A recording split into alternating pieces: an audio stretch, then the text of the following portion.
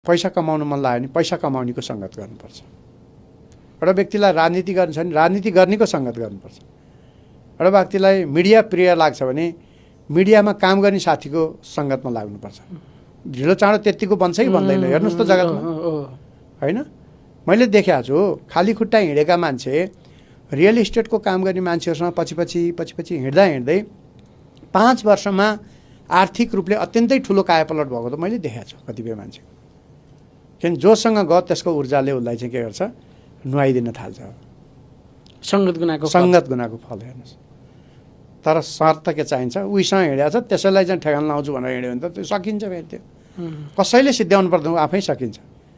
उसँग हिँडेको छ यसलाई कसरी सिद्ध्याउने, उसँग सिक्नु छैन त्यसलाई सिद्ध्याउन, बिचबिचमा चाहिँ लोभ बढी गरेर चाहिने भन्दा बढी नाफा खाइदिन खोजिरहेछ भने त्यसको कल्याण हुन्न फेरि। त्यस कारणले सहजता, सजगता, सङ्कल्प, अब तपाईँको त्यो मेन्टरसिप अनुसार त्यो विकास हुन्छ। हेर्नुहोस्, सन्तको साथमा गयो भने सन्तत्व फलित हुन्छ।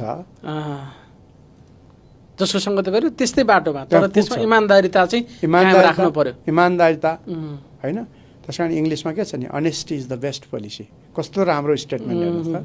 त्यो भने कसैलाई देखाउने इमान्दारिता होइन, आफैप्रतिको इमान्दारिता भने त आफैप्रतिको स्वयं भित्रबाट चाहिँ माइन्डफुल भएर हेर्ने, म कति इमान्दार छु, इमान्दार छस्, ठिक छ बाबु यतिको, होइन? यसरी बढ्ने। त्यस कारण सफलताको लागि त्यही अघि भनियो नि, तपाईँको चाहिँ शान्त मन, होइन, सद्भावपूर्ण मन, अनि परिकल्पनाको बीज, सङ्कल्पको स्याहार सुसार, यति गर्दै तपाईँको चाहिँ सजगता, सहजता र कसको कम्पनीमा जाँदैछ, कस्तो कम्पनीमा, त्यो कम्पनीमा राशि हुन्छ। म एउटा अर्को एकदमै जसले पनि बुझ्ने उदाहरण बताउँछु। साइकलको व्यापार गर्न थाल्नुहोस्, तपाईँ साइकल चढ्नुहुन्छ, फेरि साइकल चढ्नुहुन्छ।